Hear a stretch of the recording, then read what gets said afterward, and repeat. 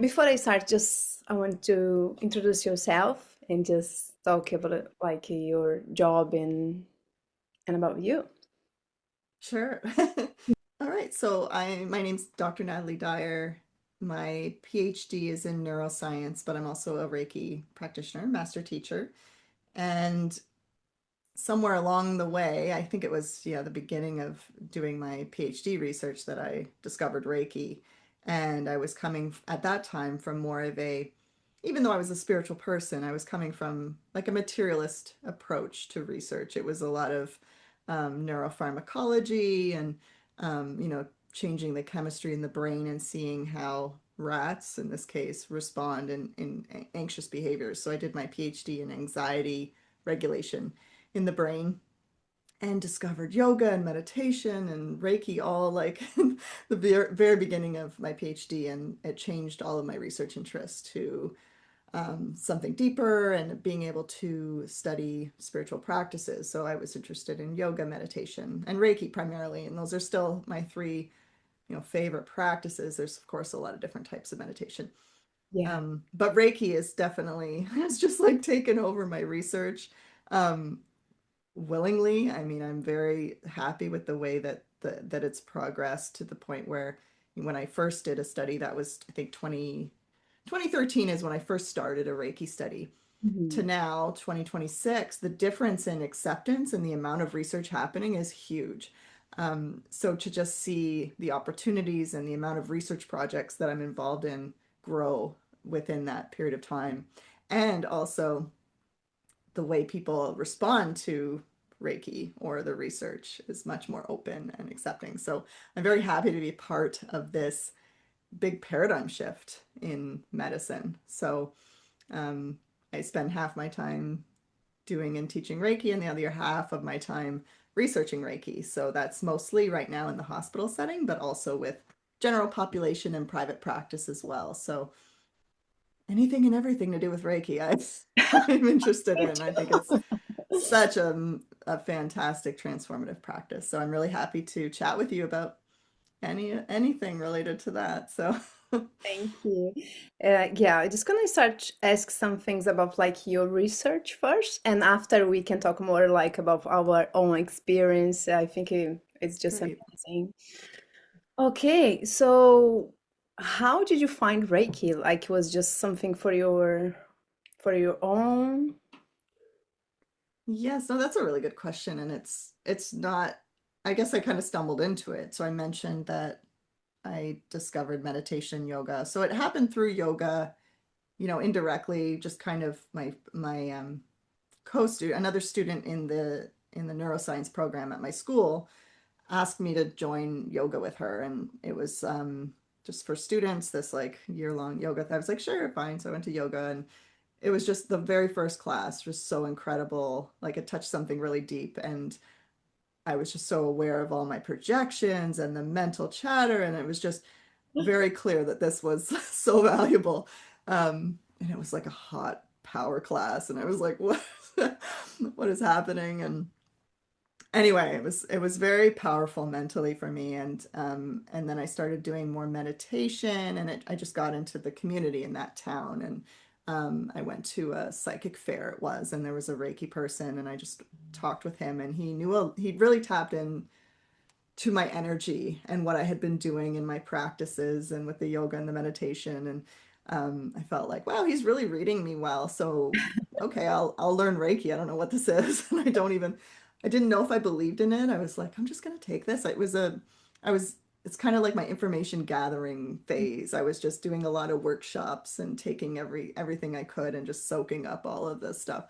And took Reiki training and still didn't, I was like, I don't know if I believe this. And it wasn't until I started practicing it that I was like, wow, this is really something. And this is really natural too. It felt very much like, oh, I know how to do this and I'm supposed to be doing this. And there's nothing better than this. It was just, and then to see in my friends and family as I practiced and gained experience to see their response, whether it was the emotional aspect or, feeling things or, pain relief, all of this stuff. It was amazing. And then to also see the increase in my intuition and to, know things and be able to read the energy like that, my teacher was just so amazing. I was spiritually inclined, and I really liked that this was like a really good way of gathering evidence too, as like a scientist, I was like, oh wow,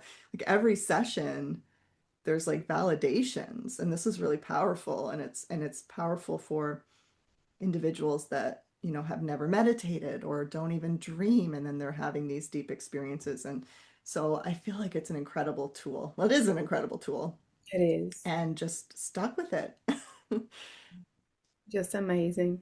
And it's so amazing because like you are in an environment like in the science environment, like all the people just get so, I don't know, so weird about like when you start say about energy, these sort of things, intuition.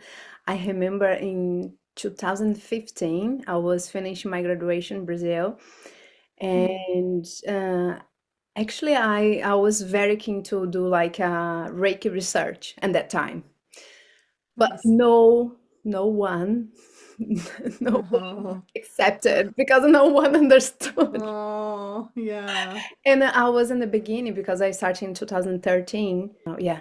And I wasn't like that, like that knowledge. And I feel like I didn't believe actually that time. And I say like, okay, I'm gonna leave this. But it was like my dream to research and Mm. yeah, it's just insane. Like, and today I'm here like talk with you. Well, it's growing. I mean, there's definitely opportunities still get involved in research. There's just so much to do, whether that's as a practitioner or as a researcher or both. There's a lot of opportunity there. And I feel like you can see in our daily life, like I use pretty much for everything in my life. If I need to choose something for kids and my food, anything. Everything, yes, yes. Yes, and it's so practical, like it's easy. It's easy. I think like sometimes people don't believe it because it's too easy. It's, Right. But it's the truth is simple. I believe that as well. That it's our mind that makes things complicated. I mean, there's complexity, Mhm. of course, in the environment and nature and all of that. But um, the truth, I believe, is simple. And I think energy is simple. And Yeah, um, our connection is simple because it's fundamental. It's, it's, what everything comes from. it So is. the complexity of nature, the root of that is simplicity. It's simple. Yeah. So yeah, I think that could be part of it too. It's like, well, okay, it's like you're just putting your hands down. Like, what is that? Okay, so you just think you're feeling, so you're just being cared for. Okay, so then people, chalk it off to placebo or whatever. It's definitely something you have to experience. It You is. have to experience it. Definitely, definitely. So, what made you want to study Reiki? It's my research, like I think most scientists' research should be, and I think initially it is driven by, wonder and love of life, if you're Mhm. in the biology kind of field and psychology, um, curiosity, and just motivated by your own powerful personal experiences. So, I've done some research and other stuff as well, like psychedelics, because I've had, powerful plant medicine experiences. That's not really my area. I love Reiki so much more. Mhm. Um, but anytime I have something that's like, wow, this is really paradigm shaking, and I just want to study it. So it was the Center for Reiki Research. They formed a couple years before I ended up joining them, and they sent out an email looking for a researcher to help them with this large scale study. Mhm. And I was at Harvard at the time, and I was like, yeah, I'll definitely I want to help with this. And it was just like a volunteer, like side project. But it definitely helped us because it was the Harvard IRB. It was a Harvard study, and Harvard's ranked very well and respected. So that's how I started my first study, and then it just went from there. And now just kind of designing what I'm interested in studying, and there's so many people that want to help out, and no shortage of research assistants, and which is No. lovely. That's great. That's great. And what was the main goal of the study? The Oh, last the one. one that Yeah, the latest one. yeah. So I can explain all of that because there's two previous publications, and then so this was the Harvard study that I just mentioned. So we had Reiki masters throughout the United States um, invite their clients to take pre and post measures. They come in for a session and then they give them a survey on their computer before and after. And we looked at common symptoms that we look at. So things like anxiety, fatigue, nausea, pain, overall well being, dizziness, all these common symptoms. And then we also asked them, so we took those symptoms before and after getting Reiki, about an hour session of Reiki on average. And then we also had them tell us their experience that they had during the Reiki. So the first publication is reporting on those symptom changes. So improvements in all symptoms, high effect sizes, highly statistically significant. It was the largest Reiki study to date at that time. There's currently been one that's like 200 more people than ours. It's 1,500 or 1,400 sessions. Wow. And then, yeah, and then the second study, we we analyzed the qualitative reports, what they said they experienced, their subjective experience, Mhm. and through that we revealed or 8 themes emerged. So the classic relaxation, which we talk about a lot, right? Relaxation and calm, but also body sensations, energetic sensations, that tingly, waves of energy, this kind of thing we're all familiar with. Emotions, whether that's joy and unconditional love, or feeling crying because you're releasing something that needs to go, and a few others like just feeling kind of sleepy, like sometimes you're in that between wake and sleep state, or breathing changes is another one. Having some kind of journey or visual, like spiritual journey. These are some of those themes, so we mapped all of that out. So that was the largest qualitative study. And then I thought, well, why aren't we, let's look at how that experience changes their symptoms. Like we have this huge data set. And so I wanted to do that for a while. And I finally had a lovely researcher assist me with the analysis for that, who's the first author. She came on board, Ellie, and just I was like, can you analyze the study? Because I analyzed it and presented it at a conference, but I wanted to make sure I was doing it right. And so I brought her on and she made sure that it was done right, which was wonderful. But it did confirm what I saw in the initial analysis. And then she was able to dig a little deeper, which was really wonderful. Um, and what we saw was really interesting. So, and surprising, because we talk so much about Reiki being a relaxation technique, or, and that it increases the parasympathetic, reduces our stress response, all this kind of stuff, and then reduces inflammation, which I believe it does. I think it does all of that. But what we found is that relaxation, the subjective experience, at least, of that relaxation was not related to any symptom changes. And I was so surprised by that, because I thought surely anxiety, like more relaxed, the anxiety reduces, but there was no relationship there, which was really, really surprising. Um, the relationships we did find was between body sensations, so feeling like tingles and energetic sensations. The people that experienced that were more likely to have improvements in pain. Mhm. Whereas people, yeah, that have emotional aspects, so like crying during the session, are more likely to show improvements in anxiety and well-being. So, which makes sense. I mean, it's kind of interesting because it's a physical feeling and then a physical improvement, although Yeah. pain has psychological aspects, and then it's like an emotional experience, and then there's an emotional improvement. But I think that's quite fascinating. And I've done some studies more recently with some qualitative reports too, and I've seen a pattern with this tingling and the pain, where there's a couple quotes saying, I felt the tingling again and then my pain was gone, or I felt tingles so now I know my pain's going to go. And there seems to be, and these are people that have had a few sessions, and they're understanding this connection now, like they're going in with arthritic pain, and they're feeling the tingles and then the pain's gone. So um, very interesting what's maybe happening there. And there's more to dig through. There's also the spiritual experience component, and that is also related to relieving anxiety as well. So there's some additional relationships, but these were the most strongest ones.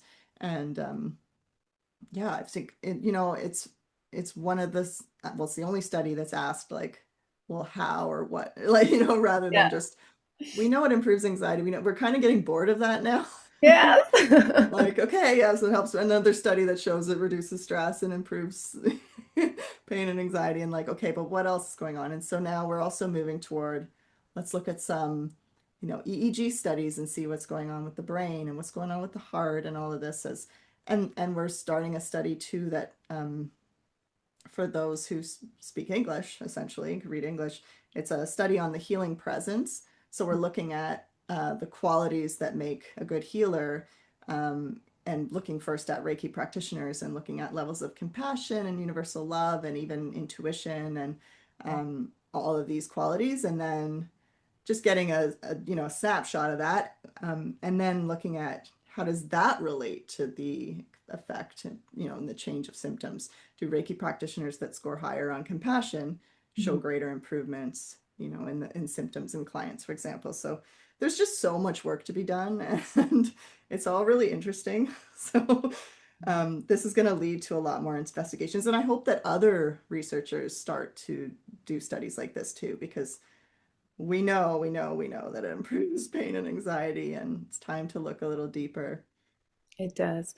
And it's so special because when I was looking for research, and I feel like because you work, I know you know Reiki, do you know? But I felt like some of the articles you see, like people just don't know too much about Reiki actually. You know, like even like the history, you see like, no, that's not not the Yes. not the history. And I felt like we need more, like more people who actually use the Reiki to do research. So it's I think that's important too. yeah, Yes. Yes. And doesn't always happen. So yeah, it does help. It does, technically make me more biased, but it doesn't change the way the data is analyzed. Right? I'm not the one collecting the data. Usually those are research assistants. So um yeah, but like I said, scientists, they study what matters to them and what they know often. So, typically I studied, my PhD was in anxiety. I study anxiety a lot. I had anxiety. I still have to like keep my anxiety in check. I don't know any women that don't, to be honest. Um, yeah, so, a researcher that studies depression, even if it's like, pharmacological approach, they probably have some kind of history with depression, maybe their family or, we're all that's trying to solve problems.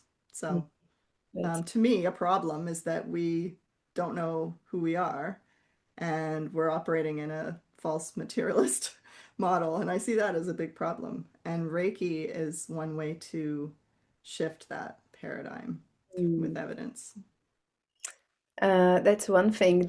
I feel like Reiki is just something you can remember actually who we are. Yes, Do you feel that? yes, yes, I just feel like yes. when you actually sit down or just like put your hands or anything or just think about Reiki, you just, like reconnect with your body and yourself, and it's you. Hmm. Or Hmm. it's just insane. Okay. Um, when you do the research, this is more curious question. Do you do only Reiki energy, or do you do like symbols? Has any difference between that? It's just Nobody has studied that difference, mm, and nobody has even reported symbol use either.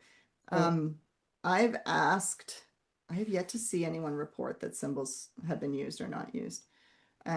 So I work with a Reiki master in the hospital, and I asked her this, like, because I wrote, she's the practitioner on a couple studies that I've written up. And I asked her, are you using the symbols? And in the hospital, they have to keep it very secular, and you can't outwardly use the symbols. So you couldn't be in the hospital and start, doing the symbols. Um, but she said she does them, and I'd never heard this before, but she does do them, but she does them with her tongue in Ah, her mouth. yeah.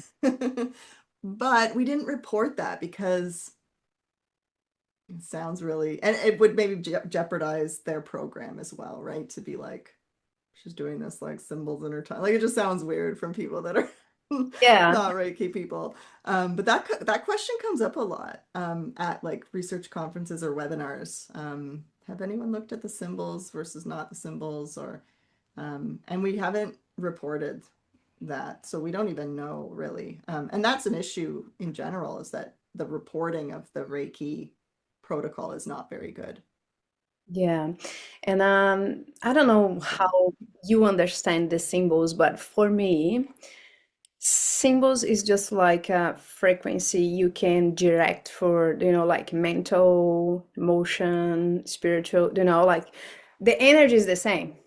It's not gonna yes. change. I just feel like it's addressed, like I want to go to mental now, I want to go into, I don't know, how do you see it? Yes, so obviously, the symbols are not necessary because, at least in my lineage, we don't learn them in level one. You know, you can just hit the ground running without without any symbols.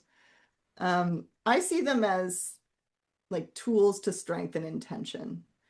So for me, you know, if I'm doing a distance, I still use the symbols, and I know many people don't. They stop, or they, you know, they learn the master symbol and that's all they use. But I keep using like the distance symbol of that, and I'll do a distance session, and there's been many times where I, you know, I'm not perfect. I forget to do the symbol, and maybe it doesn't matter, and I'm still connecting. And but there's something really about like, okay, I'm doing this symbol now. Now I'm connected, you know, even though we are anyway.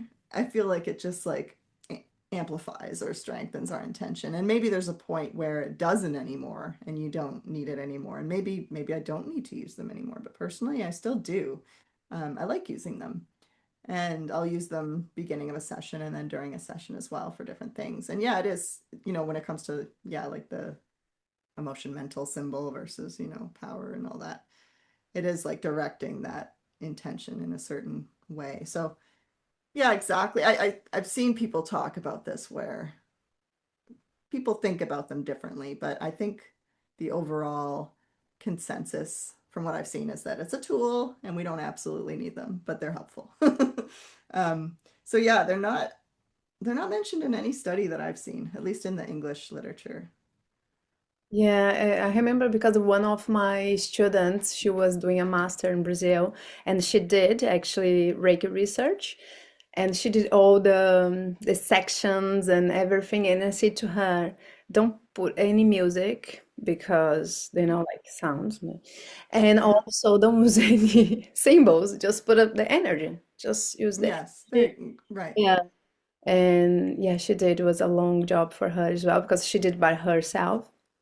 And, Oh yeah. but she just found a lot of improvements about Uh, mental health. Yeah, mental health. hmm. So good. Nice. Good. Yeah. That's good. That's great.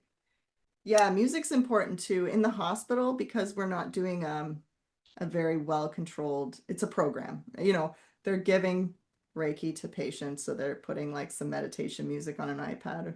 But we're designing a more randomized control trial right now for surgery. And I'm like, no music because, and there's the EEG study, and I'm like, no music because the EEG Yeah. is just, you just, that's the end of your data. Yeah. And the practitioners will be like, I always have music. I don't know if I'm like, trust me, you can do it without music. You don't need it. So Yeah. yeah, there's some pushback with that sometimes because I get it. They want the person to really relax and have the, you know, but it's not necessary. No, it's not. That's one thing people love to say about Reiki. People say like, "Oh, Reiki is love." Mm, How that sound for you? hmm. Well, yeah, I mean, there's a lot to say about that. I feel like love is the bridge, love is the connector between us.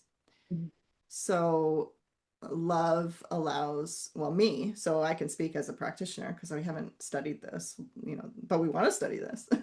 I want to study love. I have a universal love scale I created. And so this unconditional detached love, right? We're not talking like an attached, imbalanced human love, right? We're talking this universal love. So just to divine that love, I believe that's how we connect, that entanglement, that it's activated through love, or, attention, but loving attention, right? There has to be that. Um, and so I find like that's how I can connect with people for Reiki.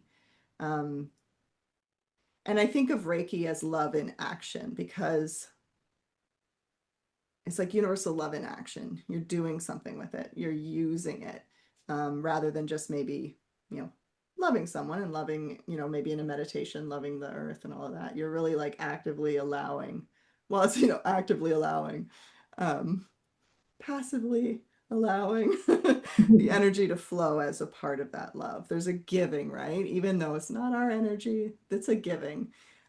So I think of it as like love in action. I think of love as absolutely essential to being able to do good energy healing work. And maybe other traditions and other people would argue or they would call love something else, right? So when we define universal love in the literature, um, it's this transcendent state, this transpersonal state, where we're whole. Exactly like you described, of when you do Reiki or when you think of Reiki, you're yourself. You are that universal loving soul, the true aligned self. So I think that all connects. That, it is like a state for me of doing Reiki of divine bliss. And there's love in there, and there's like, it's just perfection of being, the perfection of being, and feeling that connection and feeling, like everything's perfect and everything, and that safety of the web of, you're contained within the one. No harm can come of you. The truth of who we are is indestructible, this the witness, the loving witness. So I think love is a huge part of Reiki. Yes. um, and like I said, maybe people would think otherwise. There might be practitioners that are very mental about it. Um, they don't feel anything like that would be resembling love. But, compassion, very close to love as well. Universal love and compassion, another key ingredient. And when you talk to healers very frequently, because I talk to a lot of them, I haven't had anyone disagree with that. We all talk about what is, what is it? What is it? It's love, and it's attention and intention, intention, and love all, together, that makes a good healer. So, and authenticity, right? Like when I'm, was part of Reiki, sometimes, things come up in messages, and you're just kind of giving them a little bit like, oh, your body wants to spend more time in nature. I'm like, me too, I don't say like, I'm perfect Reiki master. I have everything together. I'm fully enlightened. And da, da, da. I think that would weaken it because you're coming from ego. It's not, for me, that's not authentic. So I think being authentic with your client is important too, not being like some Definitely. spiritual ego or something, right? Because we do talk, a lot of Reiki practitioners talk about it's like an egoless, or you dissolving your ego, you're stepping out of the way, right? Mm. So trying to be some perfect healer definitely doesn't Be make a it work too human being. well. I know. Exactly. So yes, because that's the connection. You can't connect with someone if they're not being authentic. Yeah. So I think all of those things really matter. Is that something you can feel? Like you can feel the person field and you I that can, like pardon me, I can feel the person. What did like you ask? the field, like the energy of the person, like In different ways. Yeah, sometimes, and sometimes more than others. So um, it's different for me if I'm in person or distance. I don't know about for you, but in person, I find it's much more like I feel the heat. Um, it's more physical, I guess, yeah. in general. Yeah, but I will feel the emotions and I'll get some messages. But because it's more physical, it's less of like a download, let's say, as if I'm doing a distance session. With a distance session, I don't feel the heat in my hands as much. I will, like it's flowing. I know it's flowing. But this is like, oh, information. And there's a lot of writing going on. And it's very different. Very powerful way. I love work distance Reiki. Me too. I like it I more. just I just feel like I like more than the person actually. Yes, I am exactly the same. Yeah, I love distance. Yeah. it's just so good. How can you explain like the Reiki energy? It's kind of energy or it's part of us? Hmm. Yeah, see, that's it's a confusing part, and there's definitely an energetic component going on. Um, but I feel like the connection is like it's consciousness before energy. So the way I see reality is not that, energy is making matter in our brain and then it's producing consciousness and we're feeling like, yeah, it's the other way around. So we're primarily consciousness. Consciousness creates energy, and then energy is like matter when it's like dense, right? Um, so what was the question? How could you describe like a Reiki energy? Oh It's yeah. it's fun. So I feel like it's consciousness is a big part of it, and there, but the energy, I feel like there's it's information that's being exchanged, obviously, because we're picking up information, Mhm. and that information is translating into the energy that needs to be done for something to happen. We have not measured ki or chi or life force energy at all. And I have a colleague that says you'll never be able to because it's in a different dimension. It's not even in this dimension, which is a funny, yeah, I was like, ooh, okay. Why So not? this is this is where people, where materialists or skeptics or cynics get tripped up. Like there is no chi, there's no life force energy, therefore Reiki is nonsense. Well, that doesn't mean that's the case at all. So it's kind of tricky because we haven't measured that energy. Um, But do you think it's like a source of energy who that's create us and everything? Or it's kind of one type of energy, because we know have like vital energy, chi, prana, all that stuff. Do you think yes, and I it's don't know the details of all what those differences are. I know the traditional Chinese medicine system has all these different kinds of qi. So I don't know. I assume just through my experience and the practice that this is just the source spirit energy. I feel like it's very simple and not yeah. like some people will say this Reiki energy is from like sixth dimension Mm. ray something. And I'm like, what are you talking about? That sounds So good too. I feel like it's the same energy. We talk about the exactly. same thing. Yes. So that's what I think. Yeah. Well, we could be disproven, but yeah. Yeah, it's just Oh yeah, it can get all complicated and I'm like, this is just not, it's simple. That's why I say this is simple. it's Take a very step back. okay. So what you say like someone who curious about Reiki but not sure about, like people get quite confused or sometimes I think it's about like their belief actually. Do you think how can you explain easily for this type of people?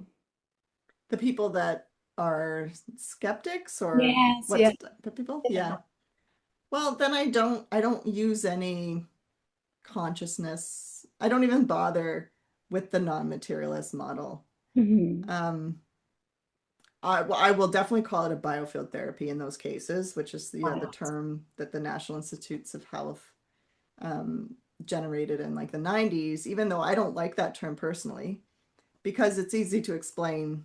We have fields of energy that are emanating off of us. And people We can like, measure, where? we me and we measure them already for diagnostic purposes. So things like thermal imaging, to detect cancer. You can even know somebody's emotional state with thermal cameras. So there's a lot that we can tell just off the body, just measuring heat signatures. Obviously, like the brain activity, heart activity, all of this is feeding information, and it does give us indication of health. We're using it all the time in medicine, and it's a part of biophysics. And there's deeper things going on. There's deeper aspects of, the body tissues forming around energy first. Like you can find these fields in the body, and then tissue forms around the field, so that the field is like the primary um, life, right? Not the form or the matter of the tissues. And people with, phantom limb, people that lose limbs and they can still feel that limb very well, and including pain, and Reiki will relieve that. It's really amazing. So yeah, for a materialist, I would approach it as a biofield therapy that works on, the principle that our fields are interacting. We can measure this.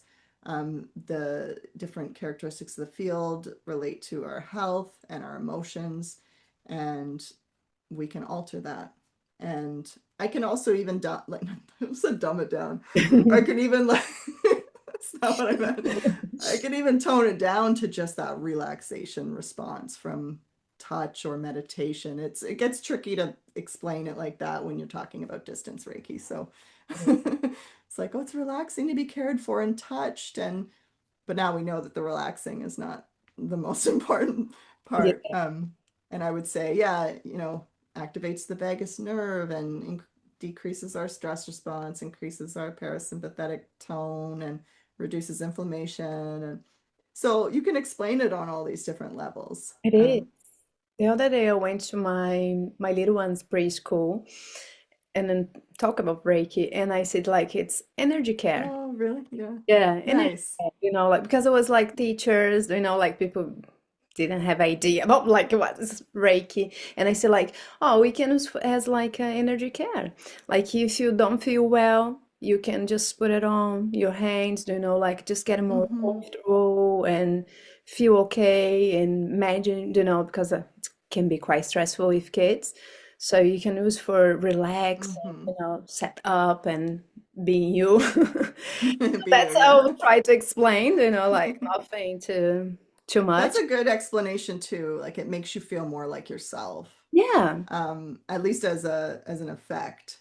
But yeah, you can match it to the audience so well. Yeah. Like yeah, self-regulation tool if you're doing self-Reiki, um, bringing you into balance, just quiet time, like with kids, right? Um, and for some people, it's like giving a meditation too. It's almost like you're getting a meditation when you're getting a Reiki session. I've had a lot of clients that can't meditate, meaning they're not trying and they're not practicing it, but I can't meditate at all, but I felt like I was meditating. That was amazing. So, or putting people into the hypnagogic state. I think when I think about explaining it, yeah, it's often to like the scientists I work with that are like, what is that? But when people certainly come into my office and I try to get a sense of, well, have you had acupuncture? Like what do you meditate or yoga? Is there any practice that they've done that works on similar principles, and try to meet them there too. So it's fun. It's all fun to me. Um, amazing. So I just want to ask something like more about your own life. Do you have kids? And Yes, one. do you use Reiki with her or Yes, you do? yes, yes, yes. I just did today. How is the experience? It's mostly for falling asleep. Yeah, me It's too. Yeah, and it's amazing. Okay. And I first started doing it just distance when she was really little, and just like fussing and not quite settling. Mhm. But I realized I had to get into a state of calm for her to fall asleep too. So when I first started doing it, I'm like, am I just relaxing and then she's drifting? Like, That's I or is feel she getting the, yeah. that. I'm like, she just, vibing off of me, chilling out finally, and not. And very frequently I'll put myself to sleep like at the same time or before her. But today she didn't sleep. She slept like 9 hours, and she needs 10 to feel like at least 10 to be. So she was tired earlier this morning than usual. And I noticed when she gets tired, her head gets really hot. And so she was kind of like fighting it and getting grouchy. And I just put my hand like just on the top of her head, and she was like, she's like, Oh, and then yeah. just goes. And then just goes. down. She was like still fighting it, but like I like this, and she's asked for it before, and she's given me Reiki before. Like she goes like to the sides of my head, and yeah, and she's only 3, and I'm like, wow, this is amazing. And then I went into town to my Reiki room the other day, and she was like, she's just so smart. I don't know. She's like trying to get me to do a session. She's like, so what do you do? And then she's like, can I lay here? I'm like, yeah, sure. And then so she was like pretending to get Reiki, and it's so cute. Yeah, so there is a natural understanding, I think, and she feels the energy and she's able to say, oh, I like that. That's nice, you know? So I think it's a great use. And I know some parents, children don't want them to. So every kid's different, but um, my daughter definitely loving it, and she'll probably be doing it herself someday. Oh, he's the same. Like both, they love. They Yeah. start to say the gokai in Japanese. They like Oh. sometimes they like, oh, kyoda, kewa. What are you doing? That's so And cute. so cute. And also they use like a very hurting or like my oldest one, he's like, oh mom, I'm not feeling well. I'm just gonna do some Reiki. And he's just really Oh. just like he he doesn't want to take any medication or anything. He's like, I have Reiki, mommy. And I have Mm, a nice experience with him because he just started school last year. And mm, it was the kind of thing, like you go, we need to make friends, and it's it's normal life. And I say to him, like, you is special because you have Reiki. So you can do is just put some break in your heart. You're gonna to be like with very good energy, and you're gonna attract nice. like good Oh, friends, good things, like, and he does. And he came to home like, Mommy, I did, and it worked. oh, It's that's just so good.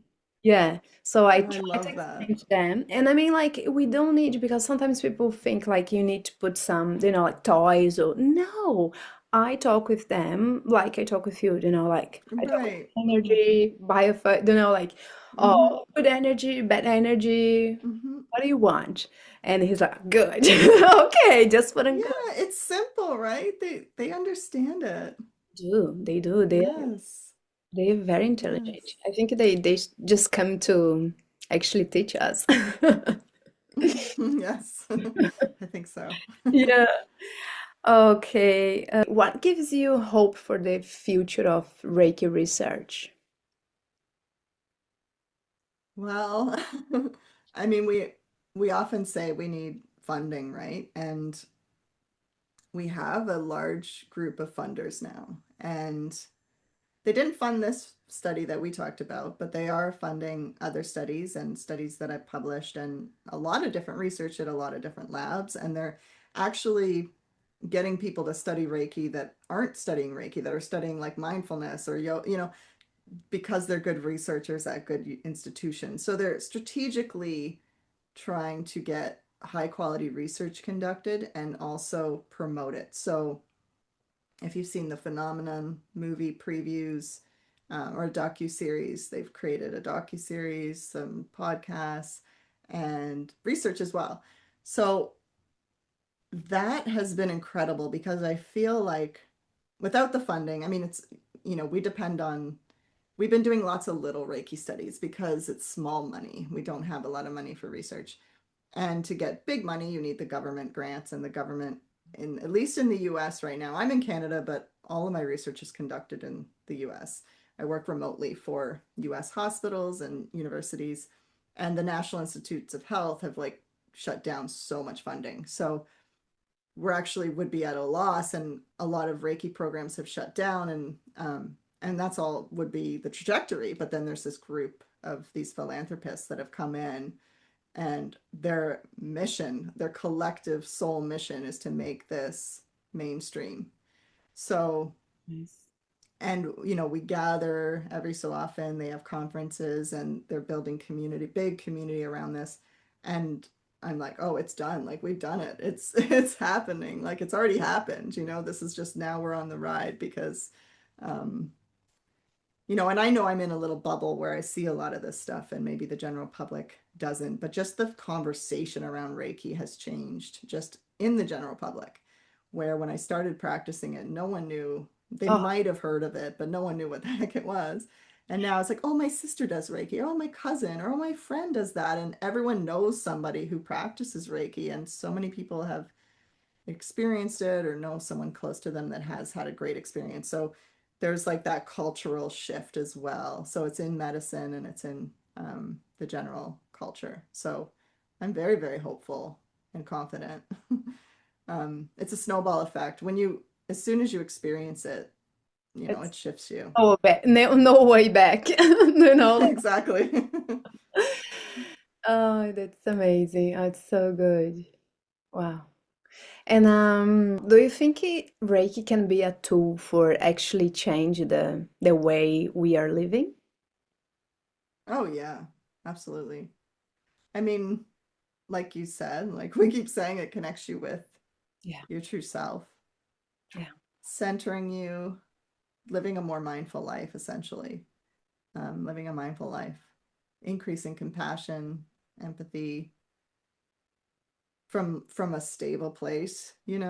Um, we can be empathic and go on roller coasters of emotions all day, but if we're not in a centered space, shifting from empathy to compassion, using it to fix things as like an empowering tool. So it's also empowering for our own health and well-being as well. I mean, I don't know how much because I do the yoga and the meditation. I don't know what has done the most shift in my life, but my goodness, like it's Yeah, changed everything. totally does. Yeah, it's changed everything. And I think, there's a lot of people that take a Reiki course. I meet them all the time and they never practice it, right? And of course, then it's not going to do much for you. Yeah. You have to use it. You have to use it. So that's critical. You can take a weekend workshop and learn Reiki 1 or whatever, and then never do it again. And that's a huge missed opportunity. But as a practice, it's deeply transformative. Just like meditation and yoga, with that added component, like I said, of the compassion and the universal love, where you're giving someone. I've had clients that, they've had terrible parents. And they're like, wow, I felt loved for the first time ever. Yeah. So, and I don't even know you, like, Yeah. what was that? That's why Yeah, sometimes I don't like to say Reiki is love because this, like you can have one client and never actually know what is love. exactly. Yeah. Hmm. And But yeah, Reiki connects you with your soul, your spirit, the yeah, true self, yeah, which feels like love, self-love. yeah, that's Yeah. it. And can you tell us like your one of your best experience with Reiki, like your own Mm. experience? Oh my, I should have thought of this ahead of time. My best experience. Oh my. Hmm. I don't know. Like there's just been so many, and it's like, what do I even say? So just when you can share like when you see like, oh my gosh, I can't believe this is happening. I don't like there's so many examples that all feed into each other. You know what I mean? Like all of it is so incredible. It's almost like a critical mass where I can say, validations with clients. They blow me away when, something very specific comes through and it's validated by that. Like those to me is evidence of our interconnection and so that I really, really love that. And then of course like symptom improvement and, people having conditions that just clear right away, like rashes, or I've had some with cystic acne, or headaches for years that Mhm. go away after one session. Um, I do. example, I do. yeah. I had migraine and Oh yeah, it's very good for migraines. Putting my daughter to sleep, I mean, it's just an amazing tool for that. Since we've already talked about it, it's fresh in my mind. But every um, every parent needs to know that. yeah. Connecting with cats through Reiki that are lost You know, that I've done that a few times. That's been amazing to bring cats home through Reiki. Like there's just, like you said, so many different applications. It can be used for everything.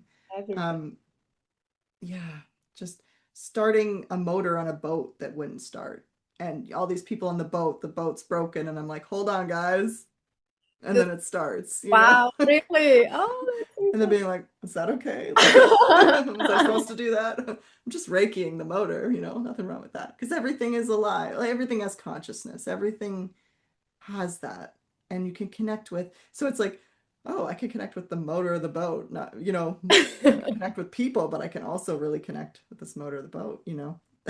And just feeling the consciousness of everything and the messages that come through. There's not one, I can't think of one. One Maybe thing. I will later. That's One fine. big wow. There's just so many wows that just, yeah. And And I'm always blown away still to this day. it does, it does. If you like when the little ones have like teething, like and fever, I never Oh, use yeah. like medication, only Reiki. Yeah. Only Reiki. Yeah. And That's the sometimes, best that you could have. yeah, and sometimes I saw like parents, they like, oh my gosh, I need to go to hospital. It's for, so I never had this problem. Oh my I was goodness. just like, Yeah. And then it'll calm you, right? And you're yeah, more likely to get better too if you're all freaking out about it. Yeah. yeah, no, Yeah. definitely. Oh, perfect. Thanks so much, Natalie. Thank Can you, you Fernanda. share with us like how can you find you or Mhm. like your Instagram or email or anything because people just from around the world is gonna watch you here and definitely they want to get in touch with you. Lovely, yes. The easiest way, well, is my website's drnataliedyer.com. And also my Instagram is at Dr. Natalie Dyer. It's like Dr.Natalie.Dyer, but I'm sure it'll come up. I'm also on Facebook, but I don't find I can reach very many people on Facebook. It's like more for friends, and but I'm on there too. LinkedIn, but mostly, yeah, mostly I interact mostly on Instagram and through email. And my email you can get on my website. So it's natalieleedyer@gmail.com. And also do you teach Reiki as well? Do you I do? do, yes. I teach online and in-person Reiki. Yeah. Nice. So you can see the my courses on my website as well. Perfect. Just want to say thank you so much. It was a pleasure Oh, thank you. to be It here. was so nice to, I know, you know, we've seen each other for a while, and to finally connect and have a chat is lovely. That's so amazing. And I feel like the internet now is just makes so easy for us. Yeah, it's lovely. Yeah, and thank you so much for sharing the research. I got a lot of Portuguese, Brazilian followers, and I was like, what's happening? This is nice. I like these people. Oh, the people in Brazil It's, get yeah. so excited. We have a huge community, like a Reiki community in Brazil. They're doing actually a lot of research and put it like Reiki in hospitals, and it's very cool. It's a big movement. Yes, I would love to learn more about that. There's the language barrier, but there's World Reiki Research, and I think they're translating and they're, yeah, Oh, making a they lot of do. this available. Yeah. So very awesome. I'm so happy to hear that. It Oh, is a global effort. it is. It is. Hmm. Hmm. It's amazing. Okay. Thank you so All right. much. Thank Thank you, you. Take care. and see you.